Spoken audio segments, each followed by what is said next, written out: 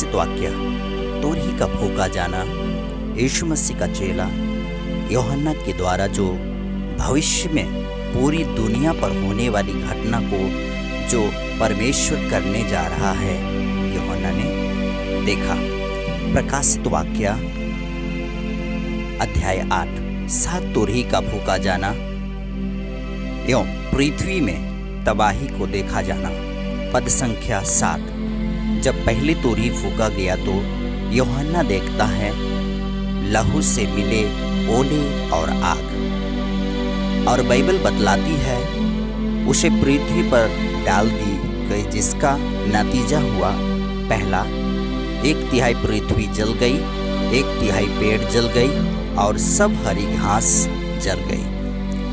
आइए मेरे मित्रों, हम ओले के ऊपर अपना ध्यान केंद्रित करेंगे। ये कहाँ से आई? इतना सारा पृथ्वी की सुंदरता को 1/3 को नष्ट कर दिया। बाइबल के पुराने नियम में आयूब को परमेश्वर कहा, क्या तू कभी हिम के भंडार में गया है या कभी ओले के भंडार को देखा है, जिसको मैं संकट के समय और युद्ध और लड़ाई के दिनों के लिए रख छोड़ा है। आयूब 38:22-23। आइए अब हम जानते हैं ओले का वजन कितना होगी, जिसमें 1/3 समाप्त हो गई। प्रकाशित वाक्य 16:21 के अनुसार ओले की वजन मन भर का था, जिसको अनुमानित किया जाता है 32 किलो का ओले था। परमेश्वर संकट के समय के लिए भंडारों में रखा है कि युद्ध और कई प्रकार की समस्याओं में भी पृथ्वी पर गिराएगा, ऊपर से जो आग से मिला हुआ होगा। अनुमान लगा सकते हैं लोगों का हिकड़ी निकल जाएगी। जिस प्रकार से हम बाइबल के निर्गमन की पुस्तक में पाते हैं, मिस्र का राजा मिस्रियों को सताता और परमेश्वर के वायदों के देश में जाने से मना करने का नतीजा उसकी हिकड़ी निकल गई। आप सब देख पाएंगे, यहाँ पर आगे हम देखेंगे।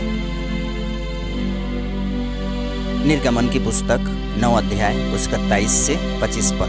उदाहरण के लिए वचन पढ़ सकते हैं यहोशू 10:5 से 11, उत्पत्ति 19:24 से 26, पहला पत्रस 3:6 से 7, आगे हेजकेल है, यशायाह। इस प्रकार स्क्रीन से आप देख करके पढ़ सकते हैं। दूसरी तोरही का फूका जाना, पद संख्या 8-9। जब दूसरी तोरही फूका गया तो मानो आग के जलता हुआ एक बड़ा पहाड़ समुद्र पर डाला गया, जिसमें समुद्र के 1/3 लहू हो गया। जैसे कि आप उदाहरण के लिए देख पाएंगे यहाँ निर्गमन की पुस्तक उसका 7 अध्याय 17 से 21 पद। नील नदी का पानी लहू हो गया, मछली मर गया, पानी पीने योग्य नहीं, जिसके बारे में पहले से बताया गया था कि मिस्र के राजा यकीन नहीं किया, जिसके वजह से परमेश्वर को ये काम उसको करना पड़ा। आप मिस्र में देख पाए हैं इस घटना को जो पहले से बताया गया था। ठीक इसी तरह परमेश्वर लोगों को चेतावनी दे रहा है। इस प्रकाशित वाक्य पर ही नहीं पर कई भविष्यवक्ताओं के द्वारा कहा गया है, जैसे कि यिर्मयाह उसका 51:25। और जैसा प्रकाशित वाक्य बाइबल का अंतिम पुस्तक है, ठीक उसी प्रकार से है ना, यूहन्ना के द्वारा देखा गया यह अंतिम भविष्यवाणी माना जाता है। यदि जो कोई भी प्रकाशित वाक्य की पुस्तक या भविष्यवक्ता की पुस्तक को मानता है और अपनी गलती को माफ़ी मांगता है, तो वह इस प्रकार के क्लेशों से बच निकलेगा, वह स्वर्ग में होगा। आगे हम देखेंगे इसी प्रकार से तीसरी तोरही का फूका जाना, पद संख्या 10-11।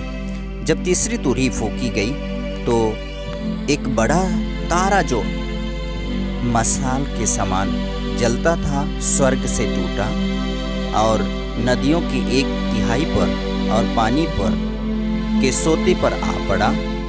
उस तारे का नाम नागदौना है और 1/3 पानी नागदौना से कड़वी हो गया। और बहुत से मनुष्य उस पानी के कड़वे हो जाने से मर गए।